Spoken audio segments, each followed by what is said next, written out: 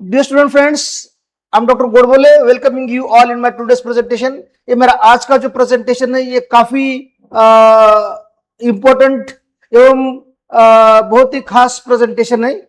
This lecture will be very fruitful for those students they are going to writing or preparing for the UPSC NDA, UPSC Civil as well as other state service commissions की जो मतलब जो prepare हो रहे बच्चे as well as those students are going to preparing for the judicial examinations, law examinations, for them also it will be very important.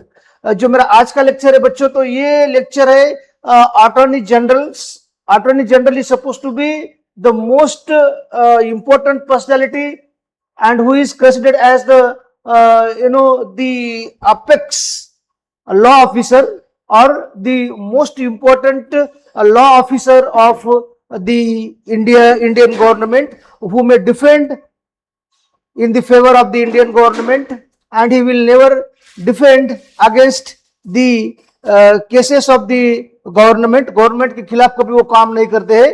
तो इनकी जो क्वालिटी है, मतलब उनका जो ऑफिस है एवं उनकी जो योग्यताएं है, वो योग्यताएं क्या है, उनका टेन्योर कितना होता है, उनका कैसा पोस्ट है, whether it is a permanent और वेदर इट इज टेम्पररी. उनकी जो पोस्ट है, अटॉर्नी जनरल साहब की जो पोस्ट है, ये कोई परमानेंट पोस्ट नहीं है. जैसे सीजीआई की पोस्ट परमानेंट है, जैसे हमने पहले देखा कि मतलब कैग जो है तो उनकी भी पोजीशन परमानेंट है, और दी वेरियस जो पोस्ट है बड़े हमारे इंडिया के अंदर, जैसे मतलब इलेक्शन कमिश्नर्स जो है तो उनकी भी पोस्ट परमानेंट है. But the attorney generals post is not permanent, and he is free. For what he is free? He is free to practice privately also. He may practice privately, and he is such a bridge between the parliamentarian and the public. He is also the bridge between the judicature and the public, because he may attend any kind of the proceedings of the legal practices जो चलती है supreme court में. तो he may attend any session. He may also participate in both the houses of the parliament. Lok Sabha में भी और राज्यसभा में भी ये जा सकते हैं, वो पार्लियामेंटेरियन को सुन सकते हैं, वहां पे अपना स्पीच भी दे सकते हैं, but excluding the right of the voting. जब कोई मतलब वोटिंग की अगर बात आ जाए तो उनको वोटिंग का अधिकार नहीं है, but he is free. He may attend any session of either the lower house or the upper house.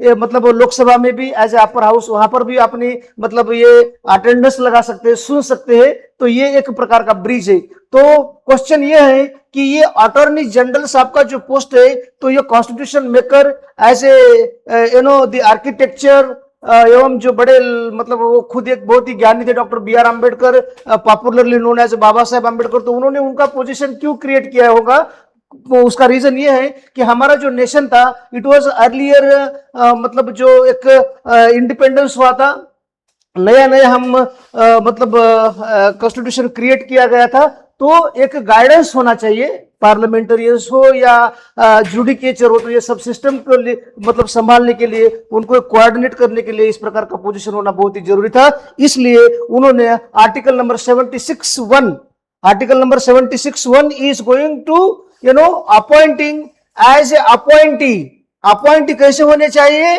Okay, the appointee must be as qualified as one who may be considered as the justice of the Supreme Court. Supreme court के justice होने का उनके पास तजुर्बा हो. मतलब यह है कि he must be bearing at least 5 years of the experience. उनको 5 साल का कम से कम हाई कोर्ट में एक जज बोल के काम करने का उनके पास तजुर्बा हो, या 10 साल का उनके पास एक्सपीरियंस हो हाई कोर्ट में, उन्होंने एक वकालत करने का एक एज ए एडवोकेट बोल के, then he may be appointed as the attorney general of the India. और इतना ही नहीं, प्रेसिडेंट साहब को ऐसा लगना बहुत ही जरूरी है कि he is A eminent personality. ये कायदे का बहुत ही डीप ज्ञान है उनको, कायदे के एक महारथी है, कायदे के एक बहुत ही बड़े आचार्य है. जब ऐसा प्रेसिडेंट साहब को लगे, एवं प्रेसिडेंट साहब एवं अदर जो बॉडी है, तो उनको जब ऐसा लगे तो ही मे बी अपॉइंटेड. तो आज के जो हमारे मतलब 2026 में जो मतलब 2022 में जिनको अपॉइंट किया गया है, आर वेंकट रमनी, ये मतलब 16th attorney general of the India है। हमारे आज के 2026 के 2016 के जो अटॉर्नी जनरल है, ये जनरल है ऑनरेबल आर वेंकट रमनी। ये हमारे कौन है? ये हमारे आज की स्थिति में जो है तो मतलब अटॉर्नी जनरल है, लॉ के सबसे बड़े ऑफिसर है ये, ठीक है। तो उसका फ्रीडम, उनका काम करने का तरीका, उनका क्वालिफिकेशन, ये सब चीजों के बारे में आपके थोड़ा सा डिटेल मैंने एक्सप्लेन किया ही है, ठीक है। तो उनकी ड्यूटीज एंड फंक्शंस क्या है? तो ड्यूटीज उनकी ये है कि on the behalf of the president साहब, जो मतलब प्रेसिडेंट साहब को ऐसा लगे कि he has to take the assistance, और ये जो अटॉर्नी जनरल होते हैं, ये अटॉर्नी जनरल साहब को जो है तो और असिस्टेंस करने के लिए, और उनसे थोड़े छोटे ऑफिसर होते हैं और 2 ऑफिसर है, जैसे ये अटॉर्नी जनरल ऑफ इंडिया है, ओके। इनके लिए सॉलिसिटर जनरल होते हैं, और एडिशनल सॉलिसिटर जनरल, ये भी एक पोस्ट होता है। Those are going to assisting to the attorney general of the India. Attorney general of India को मतलब गाइडेंस करने के लिए, मतलब उनको असिस्टेंस करने के लिए सॉलिसिटर जनरल का पोजीशन क्रिएट किया गया है। सॉलिसिटर जनरल का पोजीशन जो है, इट इज नॉट ए मतलब ये कॉन्स्टिट्यूशनल पोजीशन नहीं है, but it is also important position, okay. He is also defending on behalf of the government of India. Government को मतलब जो ये केसेस है गवर्नमेंट की, तो उनसे वो लड़ते हैं, ठीक है।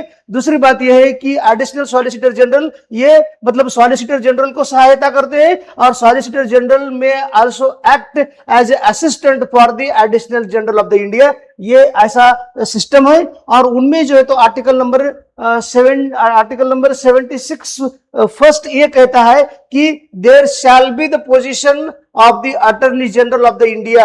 ये अटॉर्नी जनरल ऑफ इंडिया जो है तो हमारे महान्यायवादी हो गए देश के, okay. And he is a chief legal adviser, मतलब कानून के बारे में जो है तो एडवाइस देने वाले, उनको मतलब गवर्नमेंट को सपोर्ट करने वाले, तो ये बहुत ही बड़ा गवर्नमेंट ऑफ इंडिया का एक ऑफिसर है।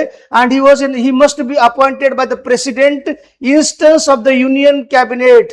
यूनियन कैबिनेट के रिकमेंडेशन से वो अकॉर्डिंग टू आर्टिकल नंबर 76 के, अकॉर्डिंग टू आर्टिकल नंबर 76(1) के तहत of the constitution, he may be appointed as a attorney general and he holds the office during the pleasure of the president।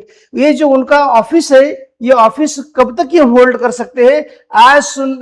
as long as the president may be happy on his results, on his way of discharging of his functions, his duty। जब तक वो अपना काम president साहब को मतलब happy, उनको president साहब को ऐसा जब तक लगता है कि yes he is good and he is giving a good results to the government, तब तक ही वो अपने ऑफिस में रह सकते हैं प्रेसिडेंट साहब, जब तक चाहे, जितना मतलब एज पर एज हैप्पीनेस का है, ओके। तो हैप्पीनेस की परिभाषा क्या है वो खुद प्रेसिडेंट साहब जाने, ठीक है। एंड ही शी, वो या मैडम मतलब फीमेल भी हो सकते हैं, ओके। ही और she may be the must be the possess of the qualification. ये दोनों मतलब जो अटॉर्नी जनरल जो बनने जा रहे हैं, उनका क्वालिफिकेशन क्या होना चाहिए? रिक्वायर्ड फॉर ए जज ऑफ द सुप्रीम कोर्ट और टू बी एमिनेंट जूरिस्ट। एक कायदे के ज्ञानी होने चाहिए, या तो एक सुप्रीम कोर्ट के जज होने की उनके अंदर एक खूबियां हो, वो he has to be such kinds of the calibre और कैपेबिलिटी उनके अंदर हो कि ये सुप्रीम कोर्ट के जज बन सकते हैं, ठीक है। मतलब ये आर वेंकट रमनी जो है तो ये इस प्रकार का क्वालिफिकेशन बियर करते हैं, इसलिए उनको जो प्रिविलेज मिला है, तो ये प्रिविलेज के according he may also listen to the Rajya Sabha, he may also listen to the Lok Sabha, he may present there, okay। he may also listen to the other judicatures proceedings, अलग अलग जो मतलब supreme court में जो मतलब जो proceedings चलते हैं या जो भी उनका काम चलता है, तो he may also listen, ठीक है। पावर्स एंड ड्यूटीज, क्या पावर्स है? To advise the government of India on legal matter. कोई भी लीगल मैटर हो तो ये मैटर के ऊपर गवर्नमेंट ऑफ इंडिया को वो एडवाइस देते हैं, ठीक है। Right of the audience in all courts of India, article number 76 and 88, मतलब ही मस्ट बी और ही मे बी द ऑडियंस, जैसे सुन सकते हैं कोई मतलब जो लीगल मैटर्स होते हैं, तो ये लीगल मैटर्स के बारे में ये जाके उधर बैठ सकते हैं और ये सुन सकते हैं, उनका जो पावर है तो ये आर्टिकल नंबर 76 एवं आर्टिकल नंबर 88 द्वारा उनको प्रदान किया गया है। Okay, appears for the government of India in the supreme court in all the cases, he may also appear, मतलब गवर्नमेंट ऑफ इंडिया की भूमिका में वो होते हैं। Okay, and the next point is the represents of the government, ये government का representation भी कर सकते हैं। किस प्रकार रिप्रेजेंटेशन कर सकते हैं अटॉर्नी जनरल साहब? Okay, made by the presidents to the supreme court under the article number 143। Article number 143 में हमने देखा था, आर्टिकल नंबर 143(1) में हमने ये देखा था कि जब प्रेसिडेंट साहब को कोई दिक्कतें आ जाए, जैसे मतलब बेरोबारी प्रकरण में हमने ऐसा देखा था कि according to the article number 43(1) the president may take the advice from the supreme court और फ्रॉम द लॉ ऑफिसर्स। तो ये है अकॉर्डिंग टू आर्टिकल नंबर 143, ये जो है तो अकॉर्डिंग टू दिस ही में take the president may take the assistance from this attorney general, right to participate in the proceedings of the parliament। Okay, parliament के दोनों भी सदनों के अंदर ये अपनी मतलब ये हाजिर हो सकते हैं। खाली उनको वोटिंग का पावर नहीं है, पर ये एक एज ए एमएल मतलब मेंबर ऑफ पार्लियामेंटेरियन की तरह वो जाके सुन सकते हैं क्या हो रहा है। तो इसलिए मैंने कहा कि he is acting as a bridge. Next जो है तो और इंपॉर्टेंट पॉइंट है उनके बारे में। Okay, not a government servant, ये क्या, ये जो मतलब गवर्नमेंट के लिए वे काम करते हैं, पर वे गवर्नमेंट के सर्वेंट भी नहीं है और गवर्नमेंट के लिए ये परमानेंट काम भी नहीं करते हैं। उनको अगर लगे कि yes I have to defend some in the matter of some private issues, तो वो भी फ्री है, इतना मतलब फ्रीडम दिया है उनको। Okay, he may not be debate from the private legal practice, उनको मतलब ऐसा प्रोहिबिट नहीं किया है गवर्नमेंट द्वारा कि आप जो तो अपनी खुद की वकालत मत कीजिए।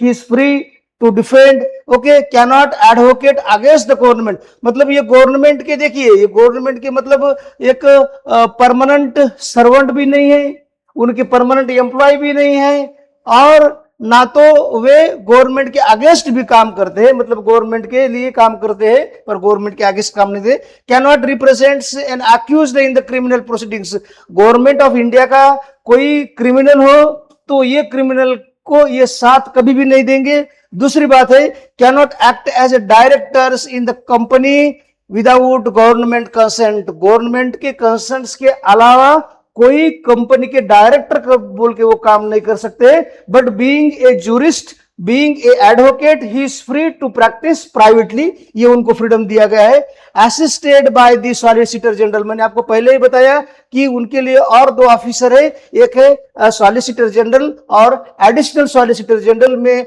Assist to the solicitor general. तो सॉलिसिटर जनरल का उनको डायरेक्ट एवं एडिशनल सॉलिसिटर जनरल, ये दोनों का भी उनको एक मतलब सहायता मिलती है। And consulted only the matters of the real importance via the law ministry। Law ministry को अगर ऐसा लगा कि हम अटॉर्नी जनरल साहब का असिस्टेंस लेना हमें जरूरी है क्योंकि ये थोड़ा बड़ा मसला है, then he may defend, then he may come in the battle as a legal battle। तो इस प्रकार का जो है तो हमारा जो इंपॉर्टेंट एक लॉ ऑफिसर है, एक बड़े लॉ ऑफिसर है, that is the attorney general. तो उनके बारे में हमने आज देखा है। In next lecture we will see about the supreme court and the CJI's positions in the judicature. Thank you.